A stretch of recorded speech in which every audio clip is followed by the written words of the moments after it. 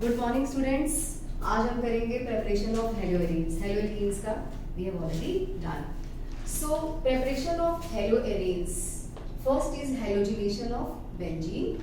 Halogenation of benzene का meaning होता है कि बेंजीन का एक H रिप्लेस किया जाएगा हेलोजन के साथ। Such kind of reactions are known as electrophilic substitution reactions because one electrophile will come at benzene ring. How? See, benzene and chlorine are added, then no reaction will happen. Why? Because benzene जो होता है वो addition reactions को show नहीं करता है, जबकि इसके पास तीन डबल बॉन्ड है। क्यों नहीं शो करता? Benzene does not show addition reaction because it is resonance stabilized. इसके जो 6 pi इलेक्ट्रॉन्स हैं वो आपस में resonance stabilized हैं और इसकी resonance एनर्जी बहुत ज़्यादा है, that is 150 किलोजूल पर मोल। और जिसकी resonance एनर्जी इतनी ज़्यादा होती है वो हमेशा स्टेबल होता है, तो ये स्टेबल है, एडिशन रिएक्शन शो नहीं करेगा। फिर हमने डाला एनहाइड्रस AlCl3 और रिएक्शन हो गई। ऐसा क्या किया AlCl3 ने कि रिएक्शन हो गई? देखो, anhydrous means no water should be there, it should be dry. Water क्यों नहीं होना चाहिए? I tell you later on. ये AlCl3 के पास एक वेकेंट ऑर्बिटल होता है। इस वेकेंट ऑर्बिटल की वजह से ये क्लोरीन का जो ये वाला क्लोरीन है विद बॉन्ड अपने साथ बॉन्ड बना लेता है, कॉम्प्लेक्स AlCl3 का बन जाएगा AlCl4 और इसमें आ जाएगा पॉजिटिव चार्ज और ये यहाँ पे जनरेट हो जाएगा। और बेंजीन क्लोरीन को पसंद नहीं करता ऐड करना, बट Cl पॉजिटिव को पसंद करता है। हर इलेक्ट्रोफाइल को बेंजीन बहुत पसंद करता है, ये इसको यहाँ आने देगा। बेंजीन का ऊपर पहले से सारे H लगे हुए हैं, तो ये एक H को बोलेगा तो थोड़ा साइड पे हो जा, ये साइड पे हो गया। और क्लोरीन ने यहाँ पे अटैक किया, जो ये डबल बॉन्ड यहाँ पड़ा हुआ था ये अब इस क्लोरीन के साथ बॉन्ड बना लिया उसने, और इस कार्बन पर पॉजिटिव चार्ज आ गया क्योंकि डबल बॉन्ड तो इसका भी था, यहाँ पॉजिटिव चार्ज आ गया। अब ये रेजोनेंस प्ले करेगा, ये डबल बॉन्ड, ये जो पॉजिटिव चार्ज है ना, ये घूमता रहेगा पूरे मॉलिक्यूल के अंदर। फाइनली बेंजीन H को बोलेगा अब तू निकल जा और ये बॉन्ड वापस कर। फाइनली वी कैन से जो बॉन्ड H के साथ था वो अब क्लोरीन का हो गया और H यहाँ से चला गया H+ की फॉर्म में। ये H+ AlCl4 के पास जाएगा और उससे जाके अपना क्लोरीन वापस ले लेगा। ये HCl यहीं से बनता है और जब H और Cl मिल जाएंगे फिर दोबारा से क्या बन जाएगा? AlCl3 और AlCl3 फिर अगले क्लोरीन के साथ रिएक्शन करता है। तभी तो AlCl3 के 4 फंक्शंस हैं, 4 यूजेस हैं। It is acting as Lewis acid, it is acting as catalyst and it also generates electrophile and fourth is halogen carrier. Normally इसको हर रिएक्शन में हेलोजन को कैरी करने के लिए हम लोग यूज करते हैं। चलो अब मैं बताती हूँ कि एनहाइड्रस क्यों, वाटर क्यों नहीं होना चाहिए। अगर यहाँ पर वाटर होता तो वाटर क्या करता, उसका जो लोन पेयर है ना ऑक्सीजन का, वो इसके साथ बॉन्ड बना लेता। अगर वाटर AlCl3 के साथ बॉन्ड बना लेगा तो रिएक्शन कौन करेगा? तो reaction will stop, it will not happen. तो इसीलिए हम लोग एनहाइड्रस ही लेते हैं। और एक और क्वेश्चन है कि क्या हमें स्पेशली AlCl3 ही लेना चाहिए, इसके अलावा हम कुछ नहीं ले सकते? ले सकते हैं। Instead of AlCl3 we can also use BCl3, SnCl4, FeCl3। हम ऐसा कोई भी कंपाउंड इस्तेमाल कर सकते हैं जो ल्यूइस एसिड की तरह वर्क करेगा या जिसके पास एक वेकेंट ऑर्बिटल होगा। Come to the next reaction. अब बेंजीन पे क्लोरीन आ गया, अटैच हो गया। अगर हम और क्लोरीन डाल दें, मींस अगर हम क्लोरीन को एक्सेस में लेते हैं तो क्या होगा? हमने एनहाइड्रस AlCl3 डाला, ये Cl को ले जाएगा, दूसरा Cl आएगा। अब जो Cl है ना बेंजीन रिंग के ऊपर आएगा तो इससे पूछेगा कि मैं कहाँ जाऊँ। यहाँ तो नहीं पूछा था क्योंकि यहाँ कोई था ही नहीं, देखो कोई भी नहीं है, जहां मर्जी चला जाए। लेकिन यहाँ पे ऐसा नहीं होगा, ये पूछेगा कि मैं कहाँ पे आऊँ। ये कहता है ऑर्थो और पैरा पे आ जा। वाई? बिकॉज मैंने यहाँ लिखे हुए हैं halogen, alkyl group, OH group, OR group, NH2 group. अगर इनमें से कोई भी ग्रुप यहाँ पे लगा होगा तो दूसरा जो आएगा स्पीशीज आएगी हमेशा ऑर्थो और पैरा पर आएगी। क्यों आएगी? बिकॉज इनकी रेजोनेंस की वजह से। वो जब हम SN1 SN2 का पढ़ेंगे ना तब बताऊंगी। ओके, बस इतना याद रख लो कि जो ग्रुप्स होते हैं ना, halogen, alkyl, OH, OR, NH2। ये अगर बेंजीन पर पहले से लगे होंगे तो दूसरा जो ग्रुप है या एटम है या स्पीशीज है वो हमेशा ऑर्थो या पैरा पे आती है। यहाँ मैंने लिखा है माइनर और मेजर। ये माइनर प्रोडक्ट है, मीन्स थोड़ा बनता है, ये ज्यादा बनता है बिकॉज ये स्टेबल है। इसमें क्लोरीन एक दूसरे से बहुत ज्यादा दूरी पर है तो ये स्टेबल होता है, ये उतना स्टेबल नहीं होता है, बनता है डिकम्पोज हो जाता है, बनता है डिकम्पोज हो जाता है। माइनर और ये मेजर बनेगा और एक बाय प्रोडक्ट हमारा HCl बनेगा। नेक्स्ट रिएक्शन में देखो इसमें और इसमें क्या फर्क है, यहाँ पे पहले क्लोरीन लगा हुआ है, यहाँ पे हमने मिथाइल लगा दिया। अब क्लोरीन आएगा, AlCl3 के साथ रिएक्शन करी, फिर दोबारा ये क्या करेगा, इससे पूछेगा मैं कहाँ जाऊँ। मैंने लिखा है कि जब R ग्रुप होता है ना बेंजीन पे पहले से, तो ये ऑर्थो और पैरा पर आएगा, तो ऑर्थो पे आएगा और पैरा पर। ये माइनर है, ये मेजर है, ये मैंने O क्या लिखा है, ऑर्थो। ऑर्थो क्लोरोटोल्यूइन भी हम इसको कह सकते हैं। इस और इस रिएक्शन में देखो क्या डिफरेंस है, टोल्यूइन है, टोल्यूइन है, क्लोरीन है, क्लोरीन है। Here we have taken AlCl3 anhydrous जो कि Cl+ को जनरेट करेगा, नॉर्मल रिएक्शन होगी। बट सनलाइट क्लोरीन को सेंटर से ब्रेक करता है और क्या प्रोड्यूस करता है, फ्री रेडिकल। और फ्री रेडिकल किसी की भी नहीं सुनते हैं। अब ये बेंजीन पे नहीं जाएगा, ये मिथाइल पे अटैक बोलेगा, ठीक है। तो CH2Cl मींस जो कार्बन बेंजीन के ऊपर अटैच होगा यानी कि बेंजाइलिक कार्बन होगा उसके साथ इसका बॉन्ड बनेगा। देखो CH2Cl बेंजीन पे क्यों नहीं गया, क्योंकि ये फ्री रेडिकल है और फ्री रेडिकल को भी बेंजीन पसंद करे या ना करे उससे जबरदस्ती रिएक्शन करनी है, बट जब तक CH3 है ये बेंजीन पर अटैक नहीं बोलेगा, राइट। अब इसके बाद पहले मैं इस रिएक्शन पे ले चलती हूँ। देखो यहाँ मैंने दो कार्बन लगाए हैं, एक बेंजीन पे लगाए, इसके पास लगाए। क्लोरीन और सनलाइट सेम रिएक्शन है, फर्क क्या है कि दो कार्बन है, एक कार्बन है। अब इसमें भी ये देखना है कि क्लोरीन साइड वाले कार्बन पे जाएगा या इस पे जाएगा।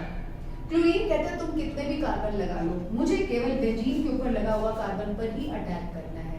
मींस फ्री रेडिकल हमेशा बेंजाइलिक कार्बन पर ही अटैक करता है, तो क्लोरीन इस वाले कार्बन पे आएगा ना कि इस वाले कार्बन पे। हो गया। अब इस वाली रिएक्शन को देखो, इसमें मिथाइल ग्रुप नहीं है, कोई भी ग्रुप नहीं है। हमने क्लोरीन और सनलाइट दिया, दोनों ने मिलके क्या बनाया, मैंने अभी बोला फ्री रेडिकल बनेगा। अब ये फ्री रेडिकल पूछेगा नहीं मैं कहाँ हूँ, वो सारे के सारे डबल बॉन्ड हटा के एड अप हो जाएगा।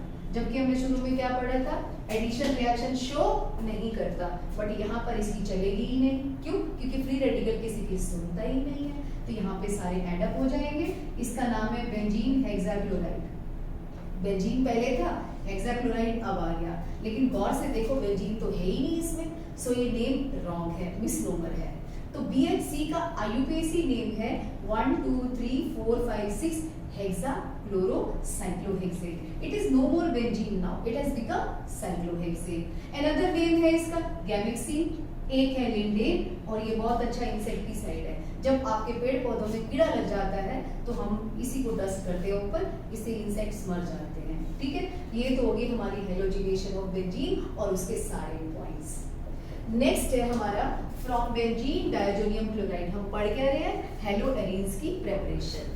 From benzene diazonium chloride, what is benzene diazonium chloride, हमने इसको BDC लिख दिया शॉर्ट फॉर्म।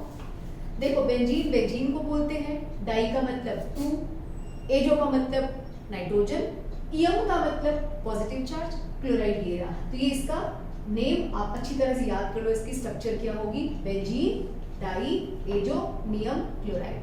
और ये किससे बनता है, सारा बेंजीन डायजोनियम क्लोराइड केवल एनिलीन से बनता है। एनिलीन होता है बेंजीन एमीन, बेंजीन के ऊपर NH2 ग्रुप लगा दो, उसे हम एनिलीन कहते हैं। और हमें चाहिए HNO2, HNO2 होता है नाइट्रस एसिड, नाइट्रिक एसिड का छोटा भाई है ये, एक O निकाल दो तो HNO2 बन जाता है। HNO2 लैब में नहीं मिलता, नाम बना के रखते हैं, क्यों, जैसे आप इसको बनाओगे थोड़ी देर बाद नाइट्रिक में बदल जाएगा, that's why we have to prepare it in situ, on the spot बनाना पड़ता है। कैसे, NaNO2 plus HCl, और दोनों को टेम्परेचर पे रखा जाता है 0 to 5 डिग्री C।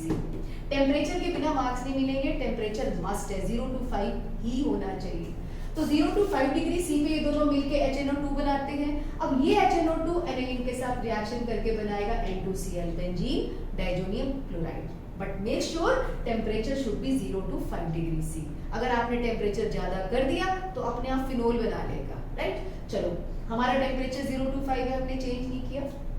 अगर आप इसमें CuCl और HCl डालते हो तो आपको मिलेगा फ्लोरोबेंजीन, नाइट्रोजन निकल जाएगा यहाँ से और HCl मिलेगा, राइट। इस रिएक्शन का नाम है Sandmeyer reaction. Now the question is, ये रिएक्शन इतनी जल्दी हुई कैसे? इस N2 की वजह से। ये N2 कहते हैं मुझे बीच में नहीं रहना है, मुझे N2 बन के उड़ जाने दो गैस बन के।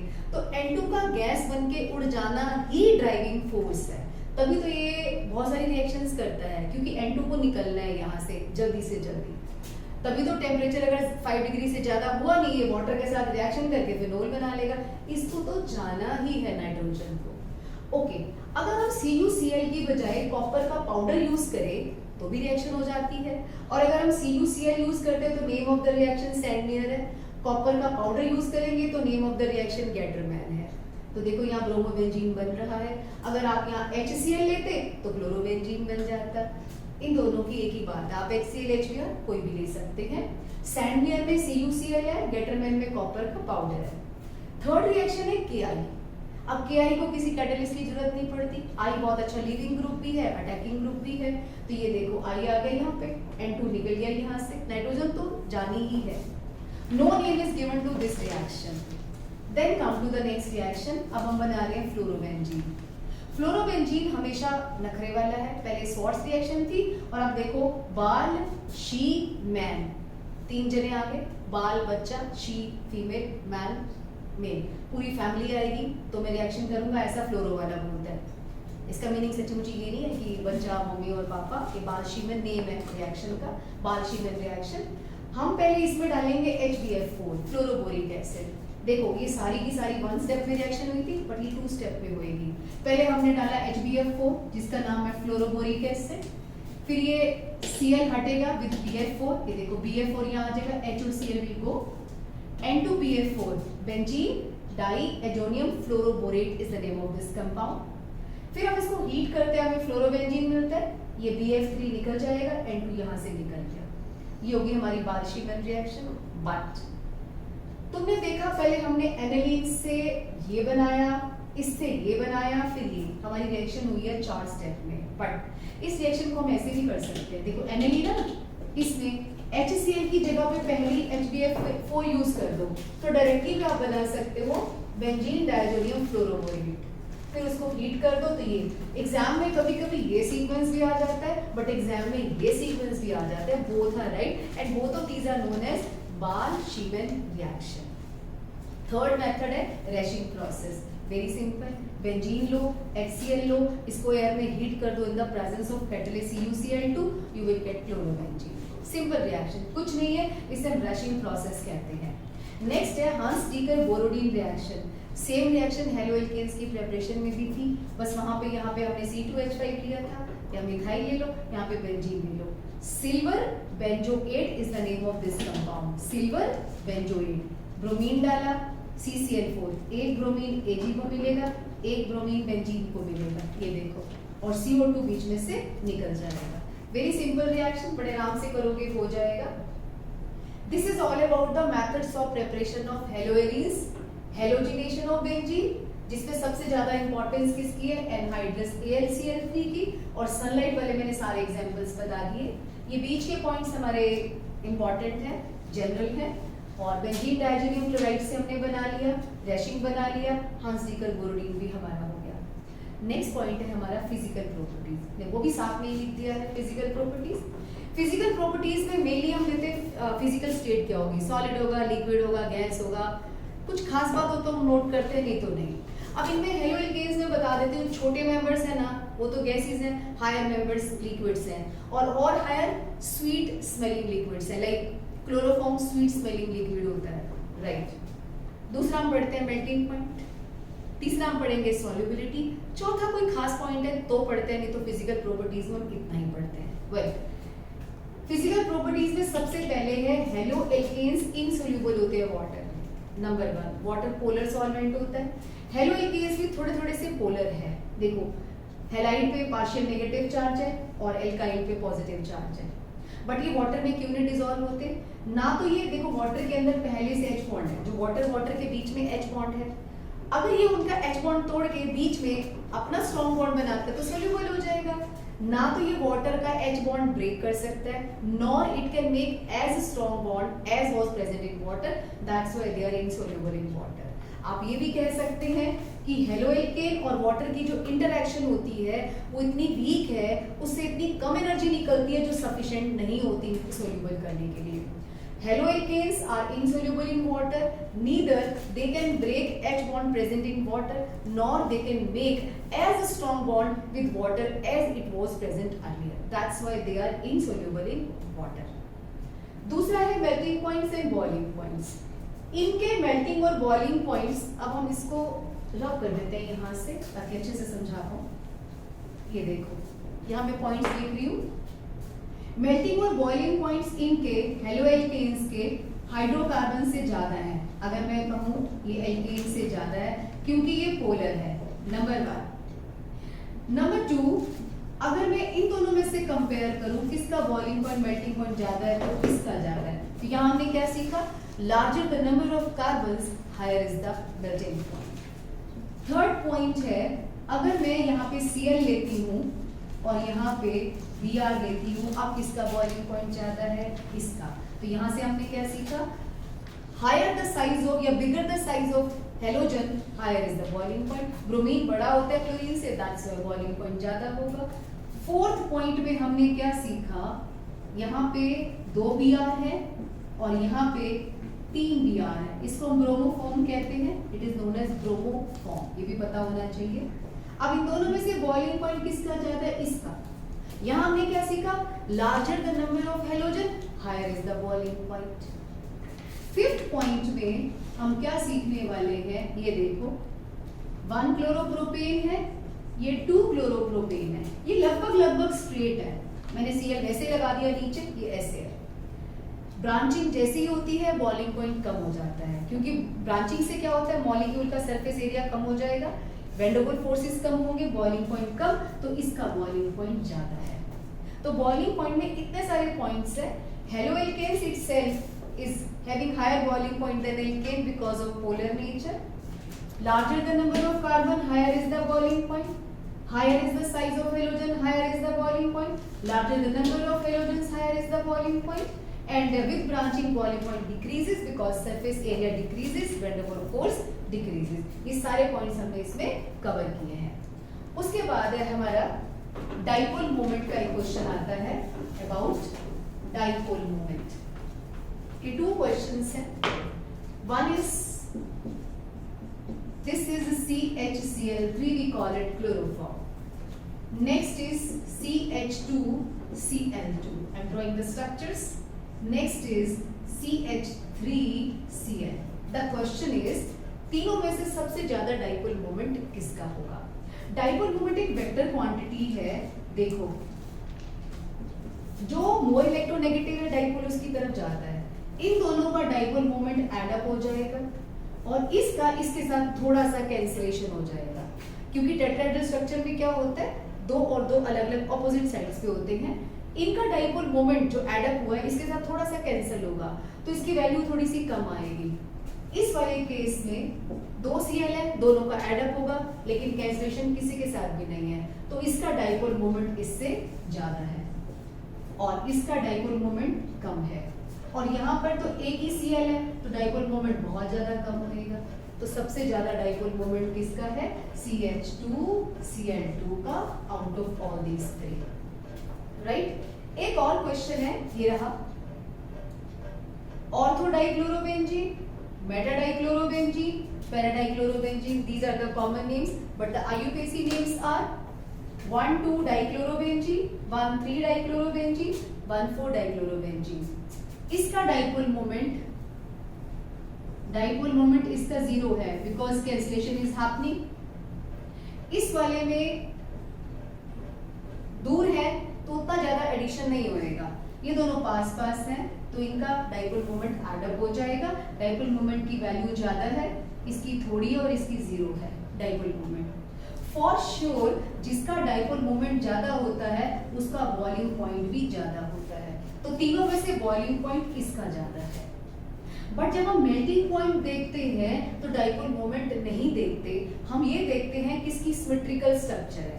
इसकी सिमेट्रिकल स्ट्रक्चर है तो सारे मॉलिक्यूल टाइटली पैक होंगे, और जितना टाइटली पैक होता है उसका बॉइलिंग पॉइंट ज्यादा होता है। तो इसका मेल्टिंग पॉइंट इसका मेल्टिंग पॉइंट ज्यादा है और बॉइलिंग पॉइंट इसका ज्यादा है। रीजन मैंने बता दिया, डाइपोल मोमेंट ज्यादा है तो बॉइलिंग पॉइंट ज्यादा है।